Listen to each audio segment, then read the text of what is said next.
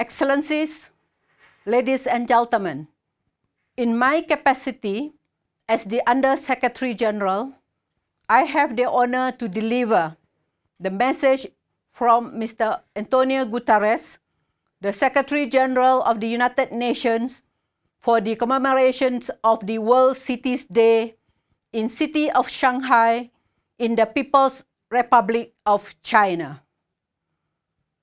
On this World Cities Day, we recognize the critical role of urban areas in achieving the Sustainable Development Goals. Next year marks the midpoint to the deadline to reach the SDGs. Yet, an honest look reveals a bleak picture. Across a range of critical goals, from poverty and hunger to gender equality and education, we are not seeing progress, but backsliding. The consequences are dramatic: escalating climatic chaos, growing poverty, rising inequalities, and more. We must change course, and we can. This year's theme of World Cities Day highlights how act local to go global. The goals are global in scope, but implementation is local.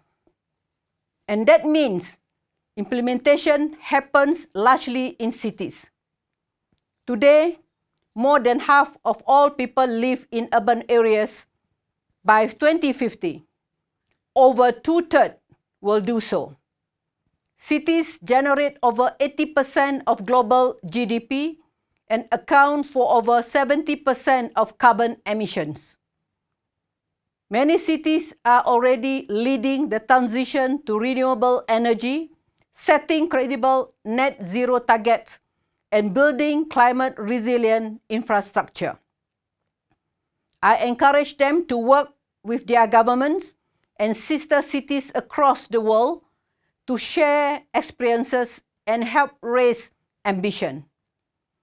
The action cities take locally to create a sustainable world will reverberate globally.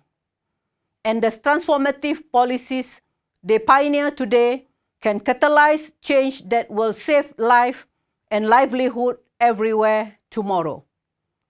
On World Cities Day, let us resolve to work with cities to build a sustainable, inclusive, and resilient world for all. Now, let me proceed with my own statement for the World Cities Day as the Executive Director of UN Habitat.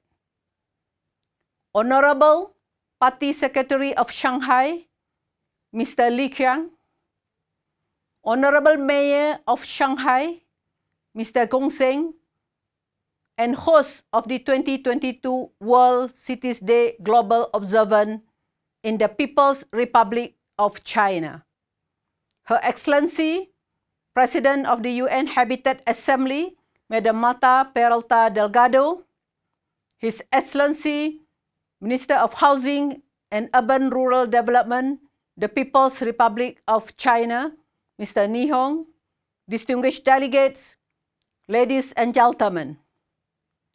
Let me thank the government of China and the city of Shanghai for hosting the 2022 Global Observance of World Cities Day.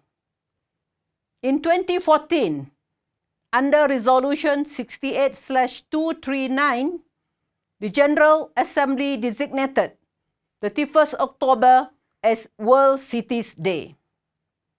The General Assembly invites states, the United Nations system, in particular UN Habitat, relevant international organizations, civil society, and all other relevant stakeholders to observe and raise awareness of the day. This year's World Cities Day will focus on promoting all levels of governments and all relevant stakeholders to reflect on the implementation of the new urban agenda and the achievement of the Sustainable Development Goals. Subject experts will be highlighting concrete efforts to translate policy into practice. The theme of World Cities Day 2022 is Act Local to Go Global. This year also marks the return of the World Cities Day to the city of Shanghai. Although we are all observing World Cities Day virtually, please know that I am with all of you in spirit. Distinguished delegates, World Cities Day 2022 marks the second year that we are all dealing with the impact of the COVID-19 global pandemic. For the developing world, the social-economic impact of COVID-19 reverses the gains made in the achievement of the Sustainable Development Goals. According to 2022 UN Habitat World Cities Report, by 2030, the number of people living in extreme poverty will be above 600 million, resulting in a global poverty rate of 7.4%. It is undeniable that the COVID-19 pandemic impacts cities and citizens disproportionately. Globally, between 143 million and 163 million people have fallen into poverty. A majority of the new poor are living in urban areas. These additional burdens on overstretched local governments will be especially felt in developing countries. The same situation can be observed with the uneven distribution of housing. Globally, 1.6 billion people, or 20% of the world's population, live in inadequate housing.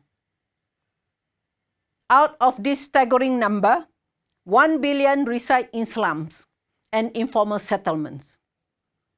85% of all slum dwellers reside in 3 regions of the world. There are 359 million living in Central and Southern Asia, 306 million in Eastern and Southeastern Asia, and 230 million in Sub-Saharan Africa. It is not surprising that these are also the same regions of the world that are urbanizing the fastest. As a former mayor in a developing country and having grown up in rural settings, I understand firsthand why we need to act local. In Africa, only 54% of the urban population has access to clean water, and only 28% of city dwellers have access to basic sanitation. The situation is not much better in Latin America and the Caribbean, where only 40% of the urban population has access to basic sanitation services. Excellencies, Honorable Minister, ladies and gentlemen, we hear the urgent call from our youth and the younger generation. They tell us that their future is in peril. They are growing up in the challenging age of the quadruple Cs: crisis related to COVID, conflict, climate change, and capital. If we want to go global in the age of the quadruple C, we must act local. In the case of waste management, which is a major contributor to environmental pollution, the global average of waste management is 82%, but only 55% of solid waste is being managed in control facilities. In the municipalities of Sub-Saharan Africa and Oceania, where people live in ecological fragile environments, the average solid waste collection rate is less than 60%. Let us join hands to achieve zero waste. Let us commit to turn waste into wealth. join UN Habitat's Global Wise Cities campaign. Here is one way we can act local to go global. During COVID-19, we all realized the importance of public open spaces. Today, only about 45% of the global urban population has convenient access to public spaces.